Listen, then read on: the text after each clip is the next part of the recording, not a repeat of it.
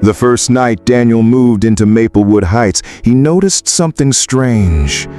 The houses were perfect, too perfect. Lawns would cut with surgical precision, driveways spotless, shutters painted the exact same shade of dark green. It wasn't just order, it was forced. At first, he thought it was the kind of neighborhood where the Homeowners Association just took itself too seriously. He had lived in places like that before, arguments over mailbox height, what shade of white your fence could be, whether your trash bins were visible from the street. But here, in Maplewood Heights, it felt different.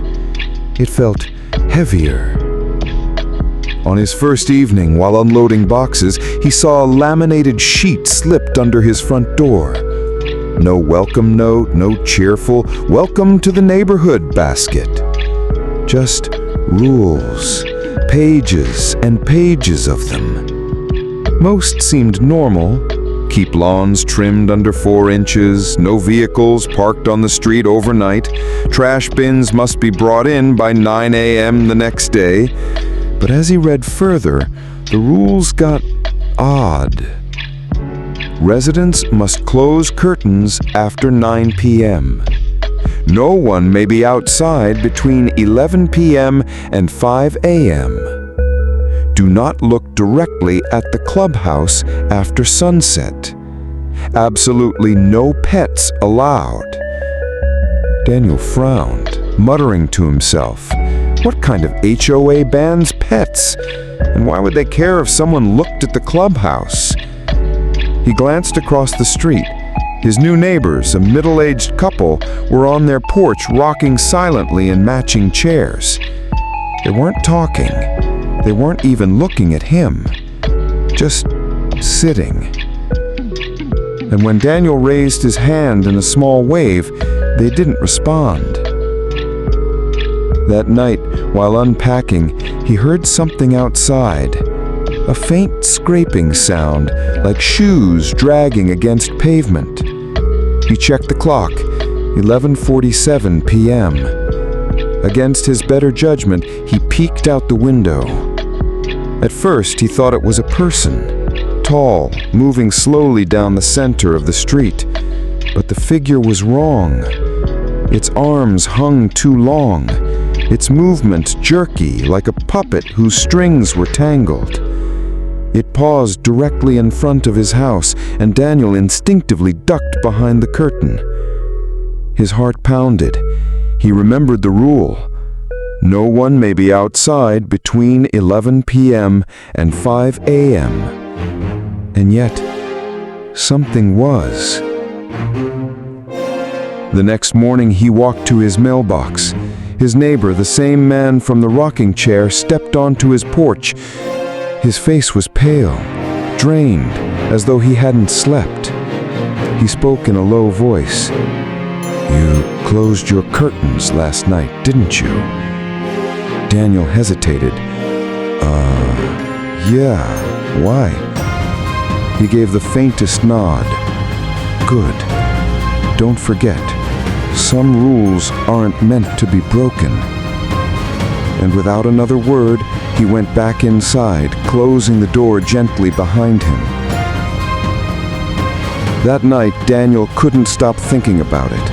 He went online, searching for Maplewood Heights, the HOA board, anything. But there was barely any information. No website, no social media pages, just one review on a housing forum that said, "If you move here, don't ask questions." The next few days passed uneventfully, but the rules gnawed at him. He noticed how strict everyone was about following them. Curtains shut exactly at 9, lawns trimmed like clockwork, and never anyone outside after 11. On the 4th night, curiosity won. He decided to test one of the rules. At 9:30, he deliberately left his curtains open. He sat on the couch waiting. At 9:41, the street lamp outside flickered. At 9:43, his phone buzzed. No caller ID. He let it go to voicemail. When he played it back, a voice whispered, "Close your curtains, Daniel." He froze. He hadn't given his number to anyone yet, not even his neighbors. His pulse raced as he grabbed the curtains and yanked them shut. He stood there in the dark, staring at the phone in his hand. The next morning, when he opened his front door, a small white envelope was taped to it. Inside was a single sheet of paper with one sentence typed in all caps. Final warning. Daniel couldn't shake what he had seen. All day at work, his mind drifted back to the night before. The figures moving like shadows across the street, the sudden flare of porch lights, the way they seemed to vanish as if commanded. When he got home, his neighbor, the pale man from before, was watering his lawn. The sun was setting, and his movements were mechanical, precise. Daniel hesitated, then walked over. "Hey, what happened last night, around 11:30? Did you see anything?" The man froze. Slowly, he turned his head toward Daniel. His eyes looked glassy, almost hollow. "We don't talk about the nights here," the man whispered. Then, almost like a rehearsed line, he added, "Follow the rules. You'll be fine." Before Daniel could ask anything else, the man shut off the hose, wound it neatly, and walked inside without another word. Daniel's skin prickled. Something about this neighborhood was suffocating, as though everyone lived under an unspoken threat. That evening, when Daniel checked his mailbox, he found a glossy envelope. Inside was a formal invitation embossed in gold letters. Maplewood Heights HOA Mandatory Monthly Meeting. Attendance is required. The meeting was scheduled for Friday night, 8 p.m., inside the clubhouse. The same clubhouse he'd been warned not to look at after sunset. Friday came quickly. As the sun dipped below the horizon, Daniel walked toward the clubhouse with the rest of the residents. No one spoke on the way. They moved in silence, almost like a funeral procession. The clubhouse itself was beautiful on the outside. Fresh paint, manicured hedges, a wide oak door polished to a mirror shine. But when Daniel stepped inside, he immediately felt a chill. The air was too cold, the lights too dim. The walls were lined with old photographs of past board members, each one staring forward with the same expressionless eyes. At the front of the room, a long table was set. The HOA board sat in a row. 5 people, dressed in black suits, their faces pale, their smiles stiff. At the center sat the president, Mr. Clark, a tall man with silver hair and a gaze that seemed to cut straight through Daniel. "Welcome, residents," Clark said, his voice calm but commanding. "We are pleased to see you all here. As always, attendance is required." The meeting began with routine topics, budget allocations, lawn care, and parking disputes. But then Clark's voice shifted. "Now, on to matters of greater importance," he said, folding his hands. "We must remind everyone that our safety depends on compliance. The rules are not mere suggestions, they are safeguards. Without them, we invite intrusion." A murmur rippled through the room. Daniel glanced around. No one met his eyes. Another board member, a woman with sharp cheekbones, continued. "Last month, a resident failed to close their curtains at the appointed time. You all know the result. Let this be a lesson. Disobedience invites danger not just for the individual, but for us all." Daniel's stomach tightened. They were talking about Mrs. Henderson, the neighbor who had vanished. At the back of the room, a projector screen lowered. Clark clicked a remote, and a grainy black and white video began playing. The footage showed a house on their street, the curtains wide open. Inside, a woman sat reading a book. Timestamp, 9:42 p.m. Suddenly, movement appeared outside the window. Something pressed against the glass. Long, pale fingers stretching unnaturally wide. The woman didn't notice. Then a face slid into view. Not human. Its eyes were black voids, its mouth impossibly wide. The lights in the room flickered. The video distorted. When it cleared again, the window was shattered. The woman was gone. Clark turned off the projector. Silence filled the room. "This is why we obey," he said softly. Daniel's hands trembled. His throat was dry. The video hadn't looked like special effects. It looked real. Too real. After the meeting, as residents shuffled quietly out, Clark's voice stopped Daniel. "New resident." Daniel froze. Clark was looking directly at him. "You're adjusting well," Clark said with that stiff smile. "But remember, curiosity is dangerous. For your sake, and everyone's." Daniel nodded quickly, mumbling something about understanding, before escaping into the night air. Back in his house, he locked every door and curtain.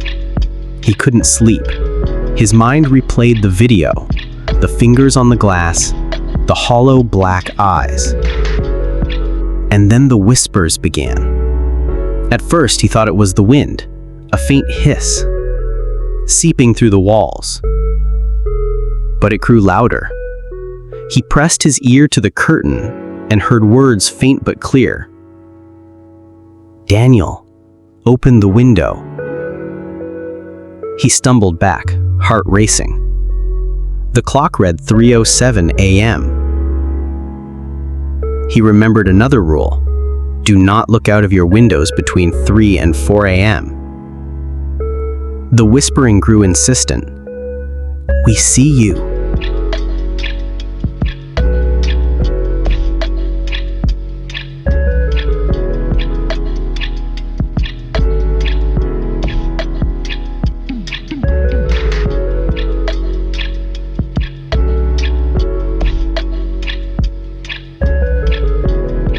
And then a loud knock echoed at his front door. He froze.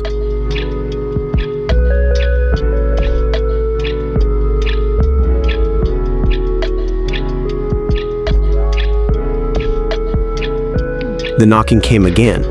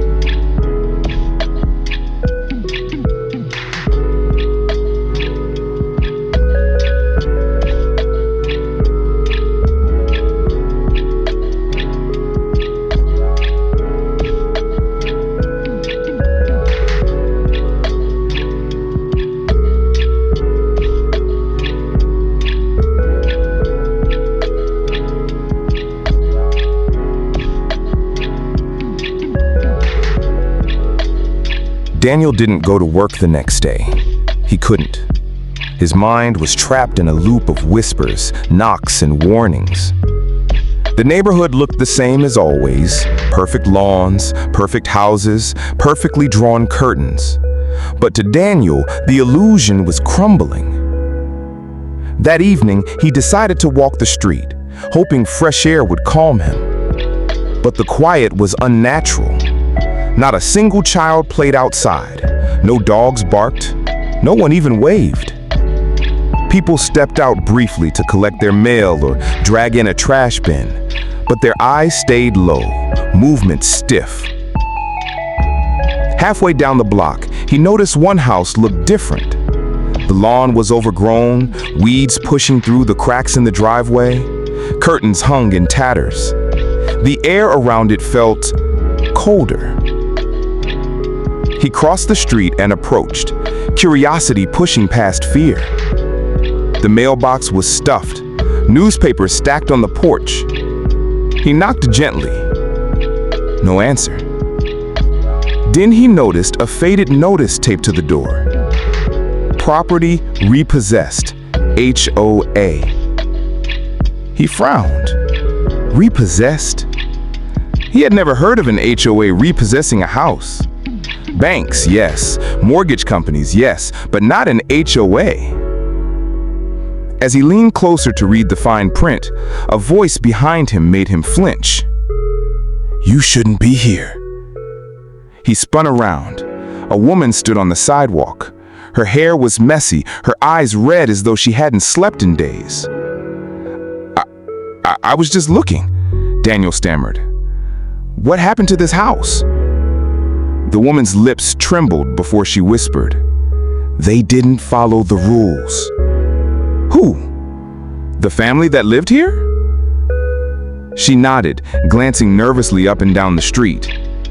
"They left their garage door open one night, just one night.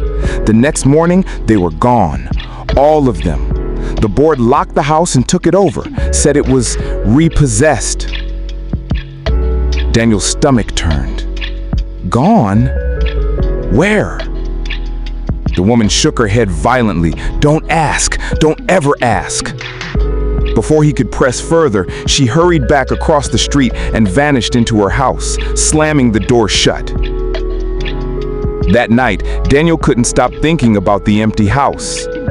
At 10:30, while the neighborhood curtains were being drawn like clockwork, he slipped outside and crept toward it again. The sky was heavy with clouds, the moon barely visible. Inside, the house was silent. Dust hung in the air.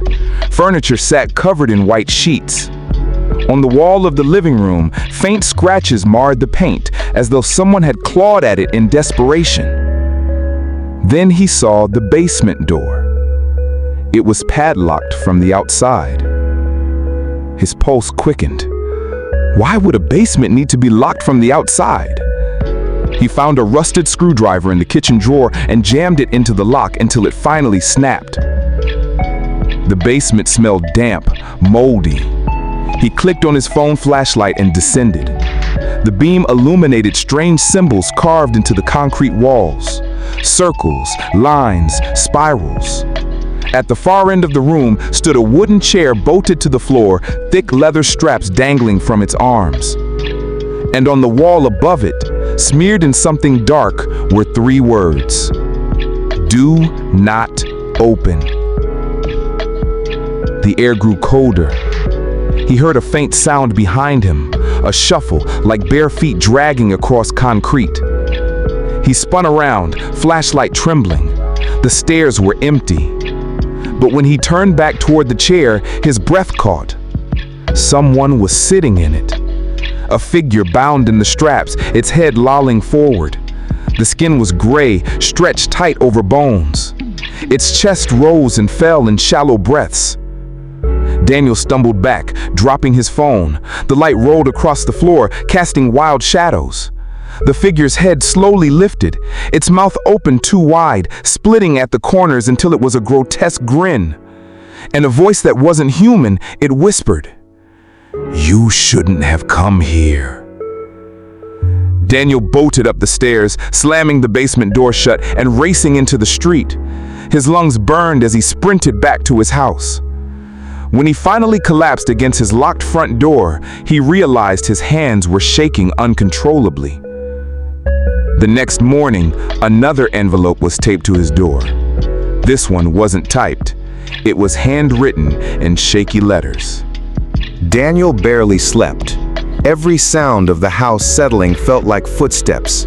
Every flicker of the street lamp outside made him jump. He couldn't stop thinking about the thing in the basement, bound to the chair. Was it alive? Dead?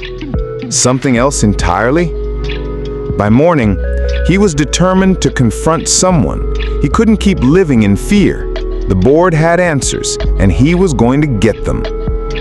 That afternoon, he walked straight to the HOA office. The building sat at the edge of the neighborhood, an unassuming brick structure with no windows. The blinds on the glass door were drawn. He hesitated, then turned the handle. It was unlocked. Inside, the office smelled of dust and disinfectant.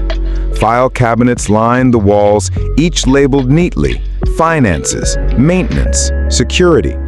But one drawer stood out. Unlike the others, it was marked with a single word: incidents. Before he could reach it, a voice echoed from the back hallway. "Looking for something?" He spun around. A woman emerged from the shadows. She was one of the board members he had seen at the meeting, the one with sharp cheekbones. Her eyes were cool, calculating. "You are just like all of the rest. Curious, restless. You think the rules are ridiculous until you learn why they exist." Her lips curved in a faintest smile. "Tell me, Daniel, what did you see?" His throat tightened. Did she know? Did she know about the basement? About the figure strapped to the chair? I just wanted to ask some questions," Daniel stammered. She closed the distance between them with measured steps. "New residents are always the same. Curious, restless. You think the rules are ridiculous until you learn why they exist." Her lips curved in a faintest smile. "Tell me, Daniel, what did you see?" His throat tightened. Did she know? Did she know about the basement? About the figure strapped to the chair? I just wanted to ask some questions," Daniel stammered. She closed the distance between them with measured steps. "New residents are always the same. Curious, restless. You think the rules are ridiculous until you learn why they exist. I'm afraid you must be more specific." She took another closer step. "Tell me, Daniel, what did you see?" Her smile was narrow, calculating. I saw something strange," Daniel stammered. "Things outside at night, and that house at the end of the street." Her smile faded. She steadied him for a long, tense moment. "You shouldn't have gone there." "I just want to understand," Daniel said, his voice rising. "What are those things? Why do you make all these rules? What's happening in this neighborhood?" The woman exhaled slowly, as though weighing whether to answer. Then she motioned him to follow. She led him down the hallway to a heavy door. Unlocking it with a key around her neck, she pushed it open. The room beyond was dark, lit only by a single hanging bulb. Inside were rows of filing cabinets, but unlike the neat office outside, these were old, dented, and covered in dust. She pulled open a drawer and handed him a file. Inside were photographs, black and white, grainy images of streets that looked eerily like Maplewood Heights, but the houses were different, older, some burned, some abandoned. "This neighborhood isn't the first," she said quietly. "It's one of many. Communities built with rules, strict rules, because without them, they come." Daniel flipped through the photos. In one, a family stood smiling in front of a white picket fence. In the next, the same house was destroyed, windows shattered, the family gone. "They?"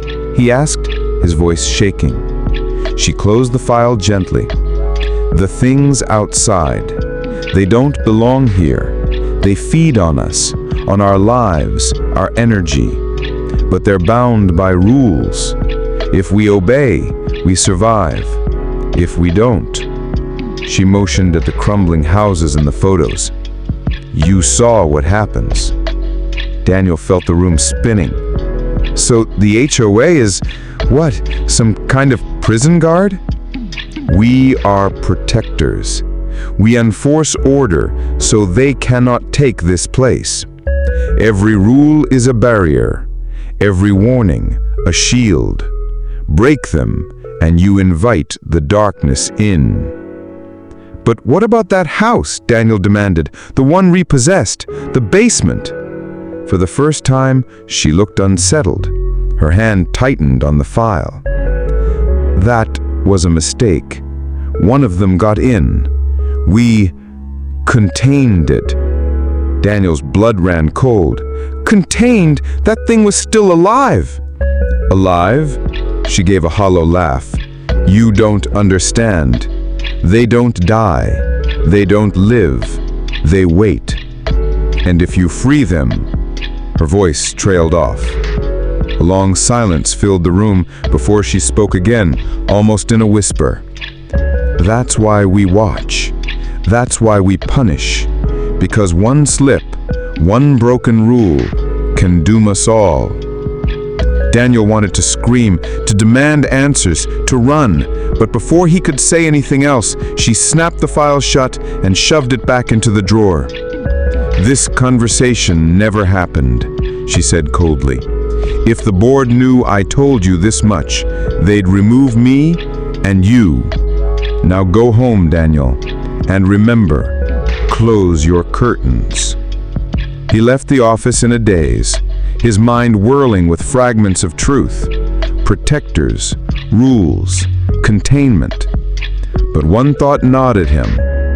If the HOA had contained one of those creatures in the basement, how many more were there? Daniel's head buzzed with everything the sharp-cheeked board member had told him. Protectors, rules, containment. It sounded insane.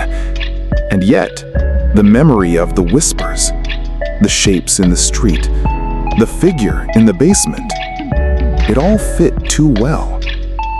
But one thing bothered him more than anything else. The way she had looked over her shoulder before speaking, as if she was afraid. Afraid of the others. Afraid of the board itself. That night, Daniel sat in the dark with his curtains drawn tight, thinking. If the HOA really was protecting the neighborhood, then why did it feel more like a prison than a sanctuary? Why were people vanishing without explanation? Why were residents living in silent terror, too afraid to even look at one another? Somewhere inside that boardroom, he realized, there was more going on, and he had to find out what. 2 days later, the opportunity came. It was nearly midnight when Daniel heard the sound. Voices outside. Not the whispers, but hushed human voices. Peeking carefully through a slit in his curtain, he saw 2 figures standing in the shadows by the clubhouse. He recognized one immediately, the woman from the office. The other was a man, another board member. Short, stocky, his suit too tight. He remembered him sitting 2 seats away from Clark at the meeting, silent the entire time. Now, though, his voice was low but urgent. "This can't go on. Clark's rules are getting stricter every month. We're not protecting the neighborhood anymore. We're feeding them." Daniel's breath caught. The woman's reply was sharp. "Keep your voice down. If anyone hears, I don't care anymore. Do you really think the residents don't notice? The disappearances, the repossessions? Clark isn't keeping us safe. He's bargaining with them. He's giving them what they want. Daniel's skin prickled. Bargaining? With those things? The woman hissed. You know the cost if we stop. If the rules fall, everything falls. The man shook his head. There has to be another way. I won't stand by while Clark sells out another family. Before Daniel could hear more, the clubhouse light flicked on. Both figures froze. Then, in perfect unison, they melted into the shadows, gone in seconds. Daniel's heart pounded. Cracks were forming in the board. Not everyone agreed with Clark. Maybe, just maybe, there was hope. The next day, Daniel went back to the empty house, the one with the basement. He told himself it was insane, but he had to know if what the man said was true. Was Clark bargaining with them? The basement door was still locked, but the broken padlock he had snapped earlier had been replaced with a new one. This time, he didn't try to break it. He just pressed his ear against the wood. For a long moment, there was nothing. And then, faintly, he heard it. Not a whisper, but a laugh. Low, wet, inhuman. He staggered back, bile rising in his throat. That night, another HOA meeting was announced. Mandatory, as always. Daniel sat near the back, heart thudding. Clark stood at the front, smiling his stiff smile. We are fortunate to enjoy another month of safety, but safety comes with sacrifice. A vacancy has opened on Pinecrest Drive. The family has relocated. Daniel's fists clenched. Relocated. He knew what that meant. Clark continued. In exchange, our community remains secure. The rules will keep us safe as long as we obey. But remember, disobedience brings doom not just on you, but on your neighbors, and none of us want that, do we? The room was silent. No one dared to breathe. Daniel's eyes drifted to the board table. The sharp-cheeked woman sat stiffly, avoiding Clark's gaze. The stocky man's jaw was tight, his hands clenched. They didn't look like protectors. They looked like prisoners. And for the first time, Daniel understood. The residents weren't trapped. The board was too. As the meeting ended, Clark's cold eyes swept the room and landed on Daniel. His smile widened, but not kindly. Afterward, Daniel slipped out quickly, only to find a folded note shoved into his mailbox. He opened it with trembling hands. Inside was a single line written in hurried scrawl. Meet me behind the clubhouse tomorrow night. Don't tell anyone. Jay. His pulse raced. Was it the stocky man? Was he offering answers? Or was it a trap? Either way, Daniel knew one thing. If Clark really was bargaining with the things outside, then Maplewood Heights was already doomed. The night came heavy with fog, curling low across Maplewood Heights like a living thing. Daniel moved silently through his backyard, cutting across the narrow strip of trees that lined the development, until the dark bulk of the clubhouse loomed ahead. His chest felt tight. The note had burned in his pocket all day, every second convincing him it was a trap, that Clark had written it himself to test his obedience. But something in that jagged handwriting had felt real, desperate, human. He approached the back of the clubhouse, where a single light buzzed weakly above the service door. The fog swallowed everything else, muffling sound, making the silence too complete. Daniel. He spun. The stocky board member, the man from the shadows, emerged from the fog. His face was pale, sweat beading on his brow despite the cold night. He glanced around nervously before stepping closer. "You came," the man whispered. "Good. We don't have much time." Daniel swallowed. "Who are you?" He hesitated, then said, "Jared. Clark won't like me talking to you, but I can't stay silent anymore. Not after what he's done." Daniel's heart pounded. What is he doing? What's really happening here? Jared's jaw tightened. "You've seen enough to know something's wrong, but you don't understand the bargain. This neighborhood, it was built here for a reason. Maplewood Heights sits on a line, a weak place between our world and theirs. Clark didn't create this problem, but he manages it." Daniel frowned. "Manages how?" Jared's eyes darted toward the fog, as if the mist itself might be listening. His voice dropped lower. "They want to come through. They always want to come through. The rules, the rituals, the meetings, they keep the barrier intact. But it isn't free. It requires payment." Daniel's stomach turned cold. "Payment?" Jared nodded grimly. At first, it was small things, animals, objects, a little blood here, a little silence there. But Clark, Jared's voice broke with anger. Clark decided people were easier. Families that didn't follow the rules, residents that resisted. He feeds them to the breach. And in return, the rest of us get another month of peace. The fog swirled, and for a second, Daniel swore he saw shapes shifting just beyond the tree line, watching, listening. His voice shook. "You're telling me Clark is sacrificing people?" Jared's eyes burned. "Not just people, neighbors, anyone who stands in his way. That's why he enforces the rules so harshly. Not because the rules protect us, but because they justify who disappears." Daniel's head spun.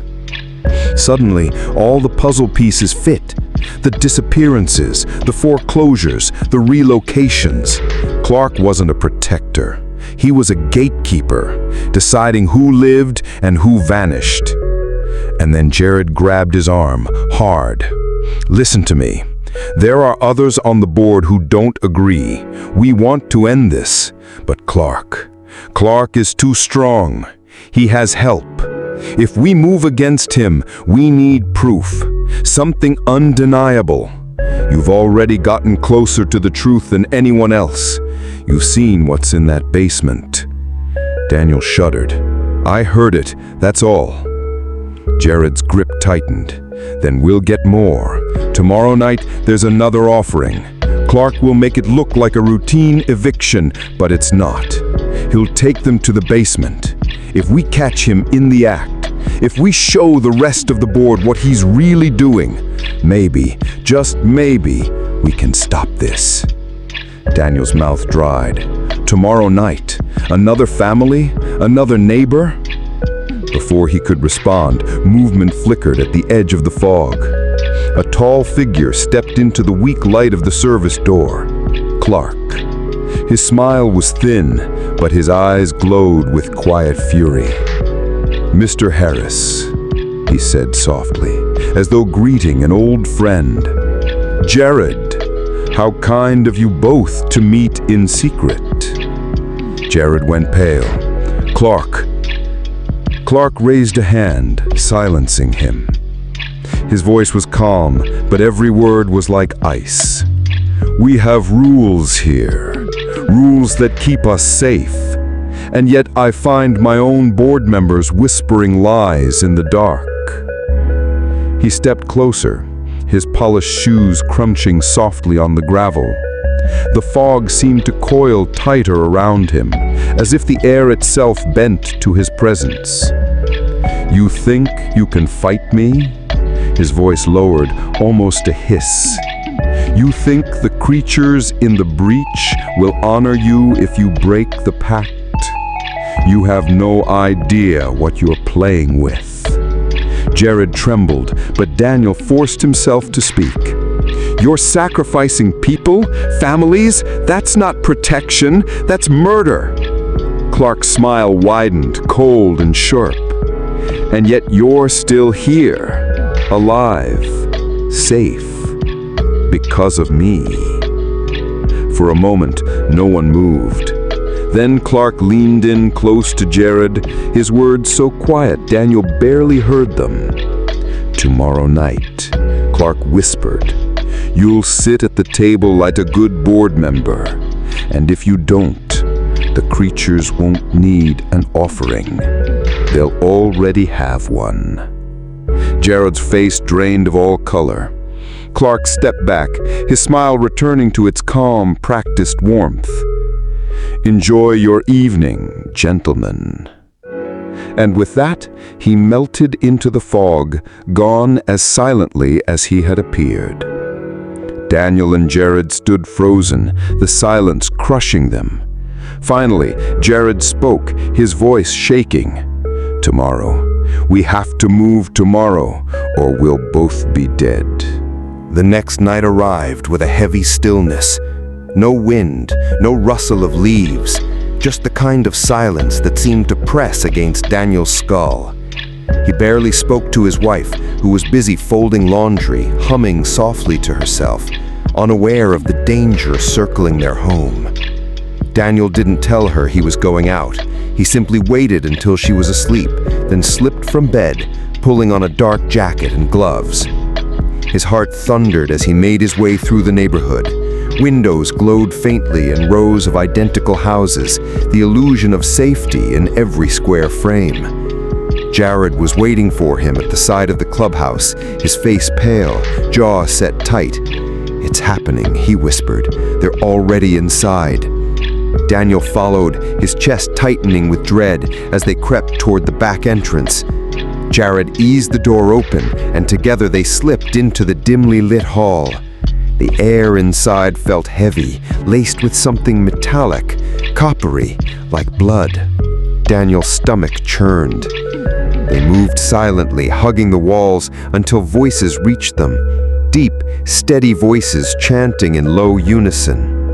Jared motioned toward the basement stairs.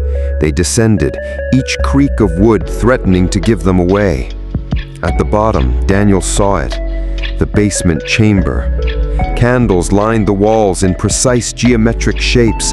The board members stood in a circle, their hands clasped, their eyes closed. Clark stood at the center, tall and commanding, his presence filling the room. And in front of him, bound to a chair, was a man Daniel recognized instantly, his neighbor from across the street, Thomas. Thomas's eyes were wild, darting around the room, pleading silently. His mouth was gagged, muffling his panicked cries. Daniel's heart plummeted. He wanted to rush forward to cut him free, but Jared grabbed his arm, holding him still. "If we go now, we die too," Jared whispered, barely audible. Clark raised his hands, and the chanting ceased. His voice rolled through the chamber like thunder. "By the pact of Maplewood, by the covenant of the line, we give this offering to preserve the barrier, one life for many." The candles flickered violently, the air vibrating as though alive. Daniel's ears popped, pressure building all around them. From the corner of the room, shadows began to move. Not the natural shifting of light, but something thicker, darker. They slithered across the floor, curling upward like smoke, but heavier, with form. Shapes, vaguely human but horribly twisted, stretched out of the darkness, their eyes glowing faintly like embers. Daniel's throat closed.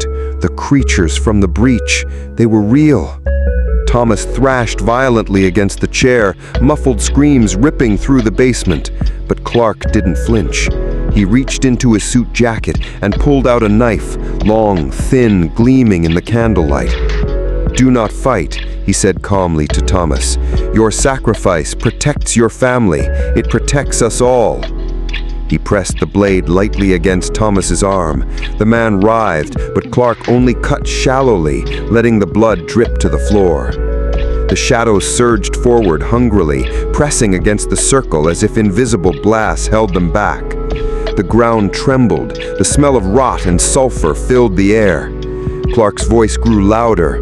"We seal the line. We honor the pact. We feed the hunger so it will not devour us all." He raised the knife high. "No," Daniel whispered, his body trembling, every nerve screaming at him to act. Jared's grip on his arm was iron. "Not now. You'll kill us both. We need proof. Wait." The knife came down. Thomas's scream was muffled but piercing, cut short as Clark plunged the blade deep into his chest. His body convulsed violently, then went still. Blood poured to the floor, spreading in dark rivulets. The shadows shrieked, a sound so alien and piercing it rattled Daniel's bones. They surged forward, engulfing the body in seconds. What was left behind was nothing. No flesh, no bone, only the empty chair, smeared with blood. The candles blew out simultaneously, plunging the room into darkness. When the flames returned a moment later, Clark stood tall, calm, as if nothing had happened.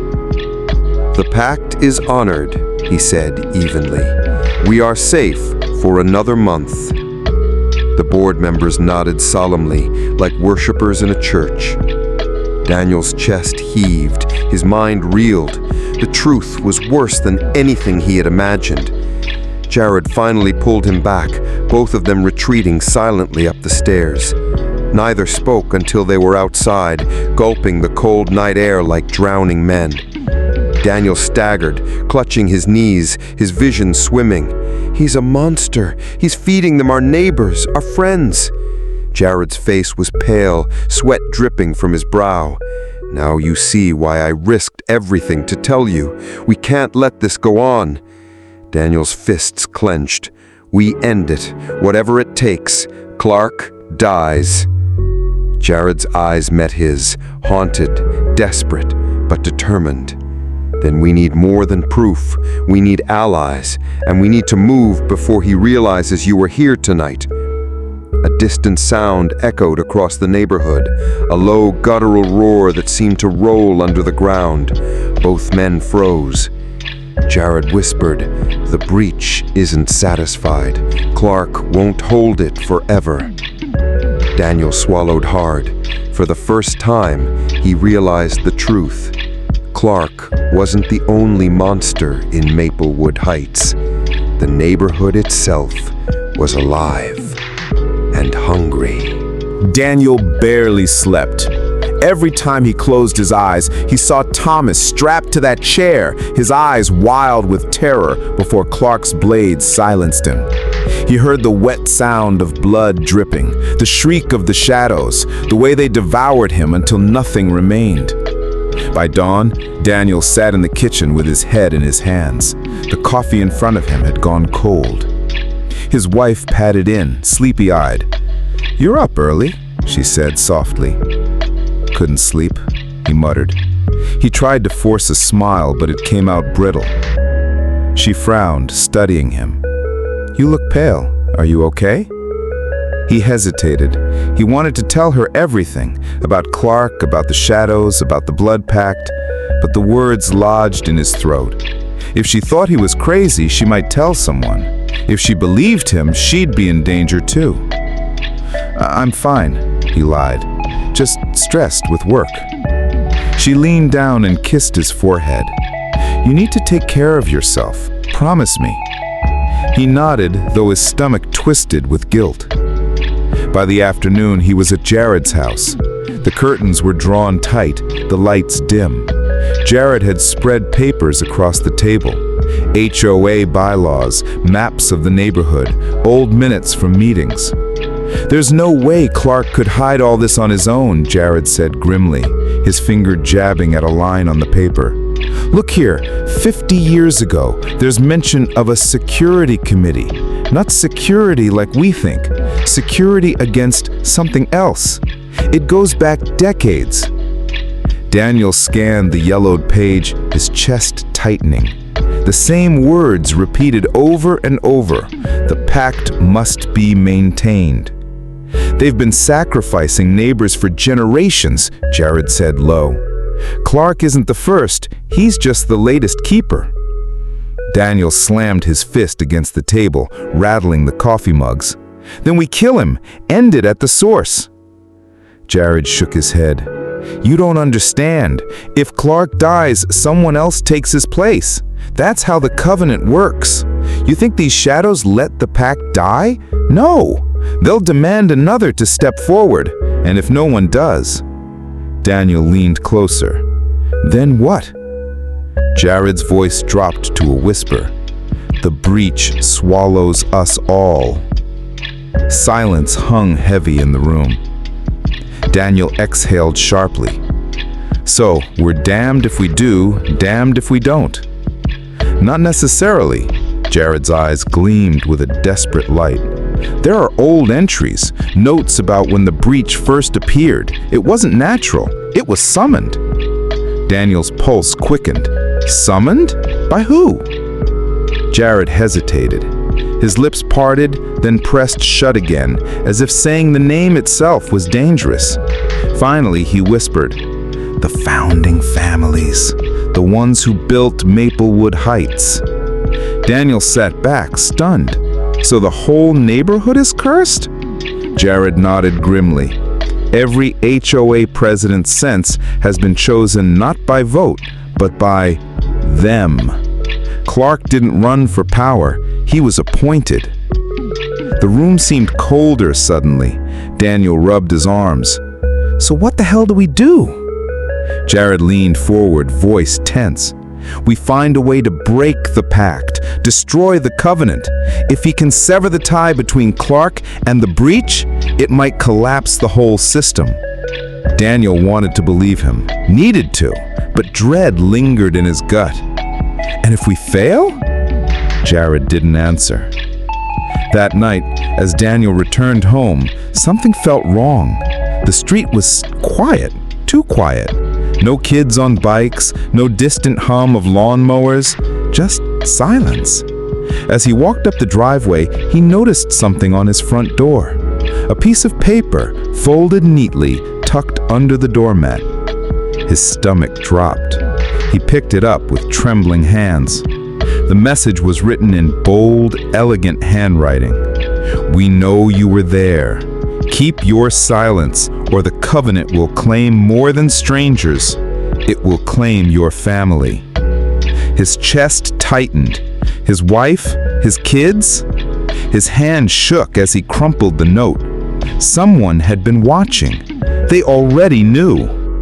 Inside, he locked the doors, double-checked the windows, and paced the living room in a cold sweat. He thought about telling his wife everything right then, warning her, maybe even fleeing the neighborhood, but a sickening realization hit him. There was nowhere to run. If the breach was tied to Maplewood Heights, leaving wouldn't save them. The walls felt closer, the shadows heavier. Every creak in the house made him flinch. By midnight, his phone buzzed. A text message. No number, no name, just words that froze his blood. "Stop digging. Clark is merciful. The breach is not." He stared at the screen until his vision blurred. His chest heaved. The HOA wasn't just suspicious. They were watching him. Always. And now they knew. He was planning rebellion. Daniel didn't sleep that night. He sat at the kitchen table with the note in front of him, lit by the weak glow of a single lamp. The paper seemed to pulse, as if alive, the words etched in a hand that carried authority beyond Clark's. "They know. They're everywhere." By morning, he drove straight to Jared's. He didn't care who saw. Subtlety no longer mattered. Jared opened the door with the same haggard look, as though neither of them had rested in weeks. Daniel thrust the note at him. Jared scanned it, his jaw tightening. "They've marked you. That means we don't have much time." Daniel swallowed. "What do we do now? We can't just sit here." Jared motioned for him to come inside. The table was even more cluttered than before. Stacks of HOA records, brittle property deeds, old photographs of the neighborhood when it was little more than a dirt road and a few houses. "I stayed up last night," Jared said, voice hoarse. "I found something." He slid an old leather-bound ledger toward Daniel. The cover bore no title, only a faded crest, a circle with jagged lines, almost like a broken sun. Daniel ran his finger over it. "What is this?" "The original HOA charter," Jared said. "Dated 1952, but it's not just rules about lawn heights and fence colors. It's different." Daniel opened the book carefully. The pages smelled of mold and dust. The first entries were neat, written in perfect cursive.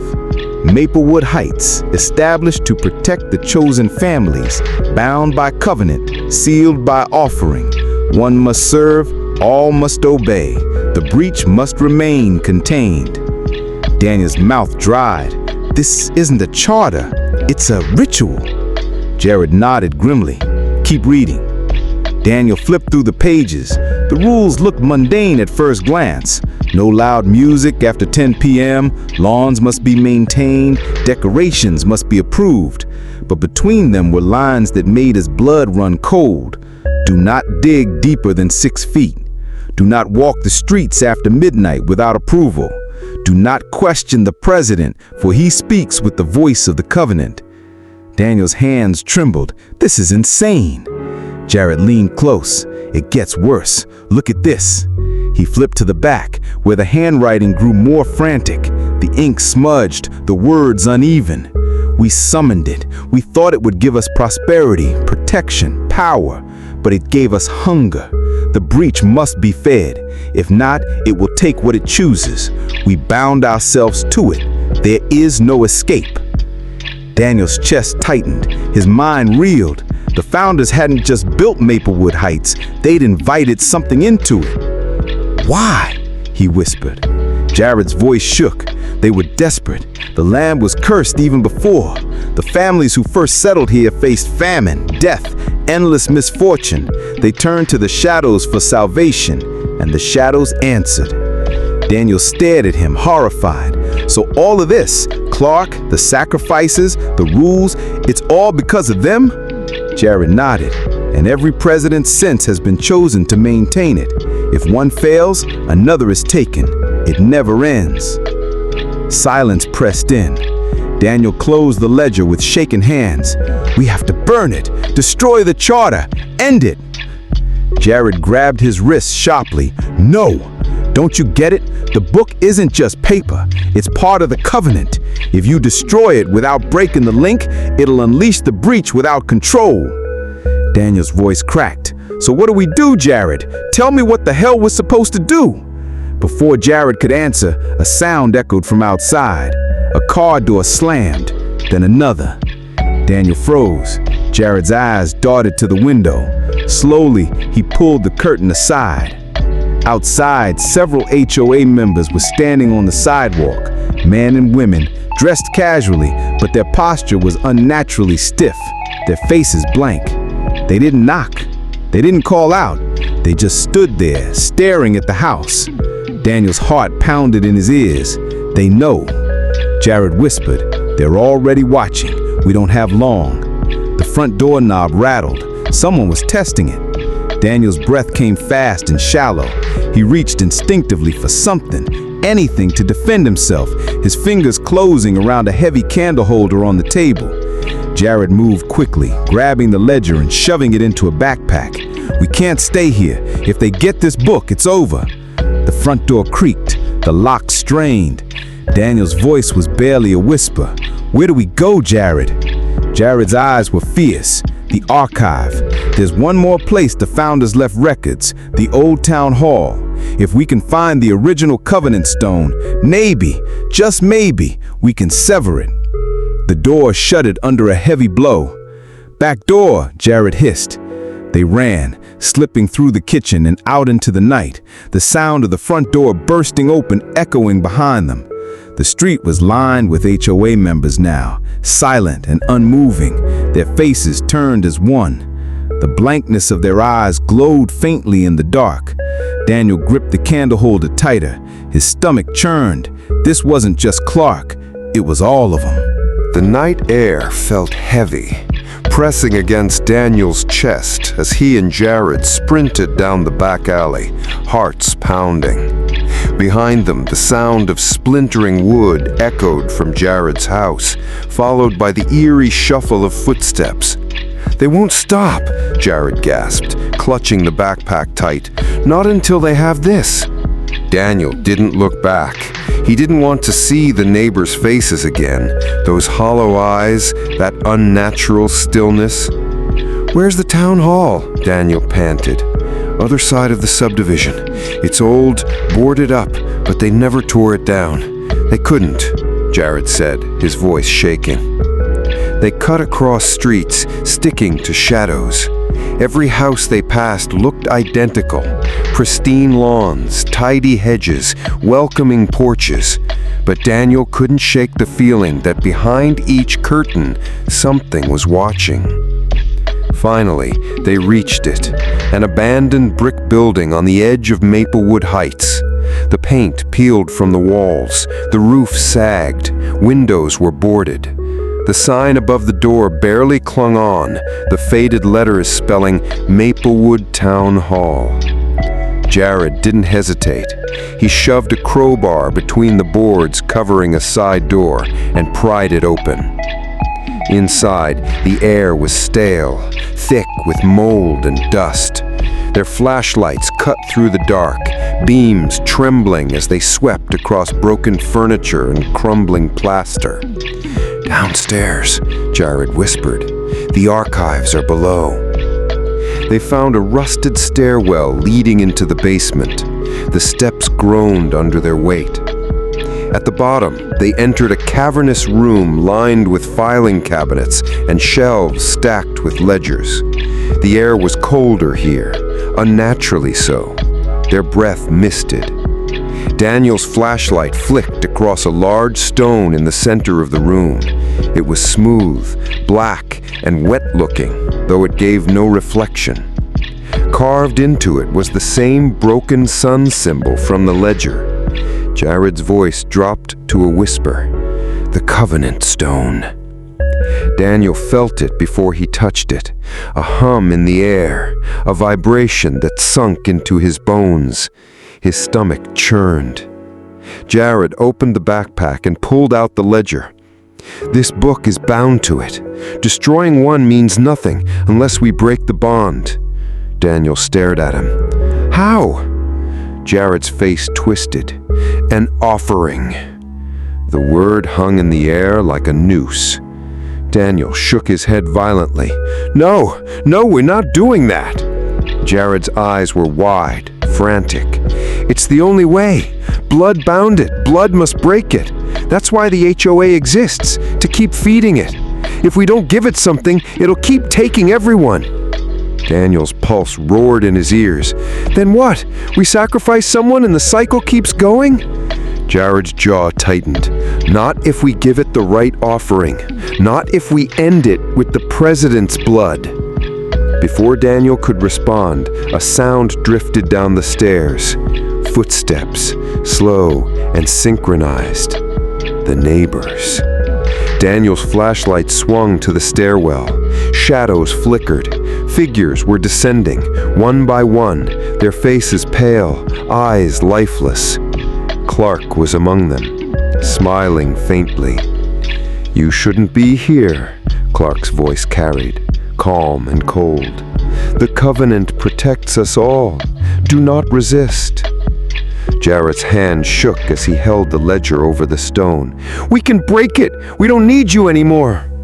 Clark's smile widened. You don't understand.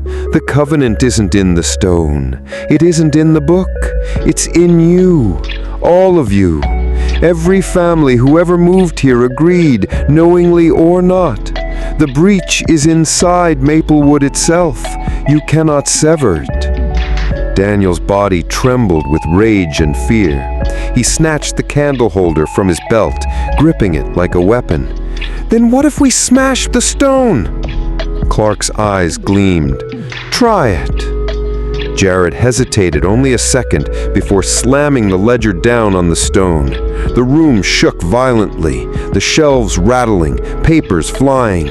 A crack splintered across the stone, glowing faint red from within. The neighbors shrieked in unison, their faces twisting, mouths opening far too wide. Clark's smile faltered. Daniel, without thinking, lifted the candle holder high and brought it crashing down on the stone. The crack split wide. A sound like tearing metal and screaming voices erupted. A blinding light poured from the stone. Not bright, but dark, a consuming radiance that swallowed everything. Daniel screamed as it surged through him. Cold, endless hunger, the weight of centuries of offerings. He fell to his knees, clutching his chest as if his very soul was being pulled out. Jared grabbed his arm. "Stay with me! Don't let it take you!" Clark's voice rose above the chaos, furious now. "You fool! You've broken the seal!" The neighbors collapsed, convulsing, their eyes rolling back. The walls cracked, plaster raining down. Daniel's vision blurred. He saw faces in the dark, the missing families, the ones who had vanished.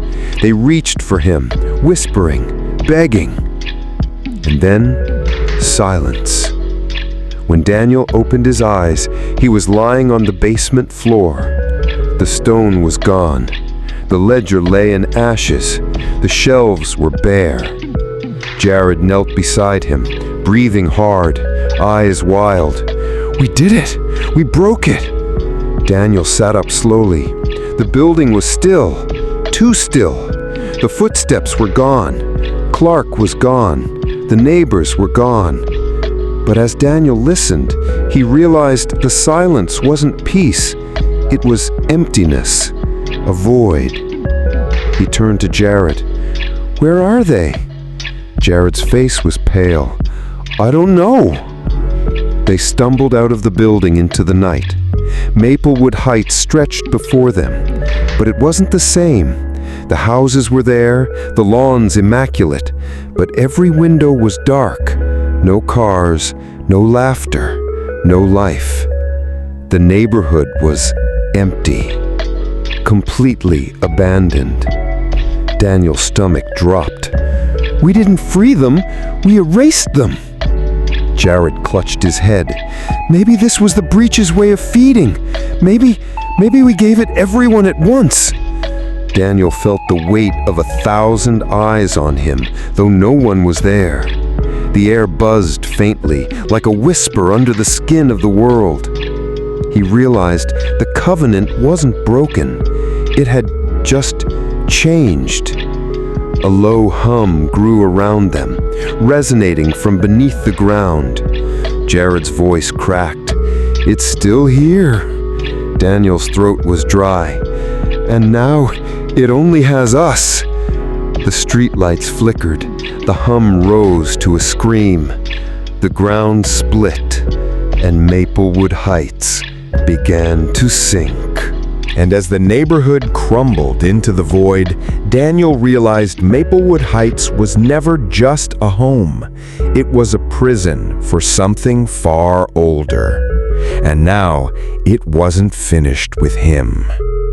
For more terrifying stories like this, don't forget to like and subscribe.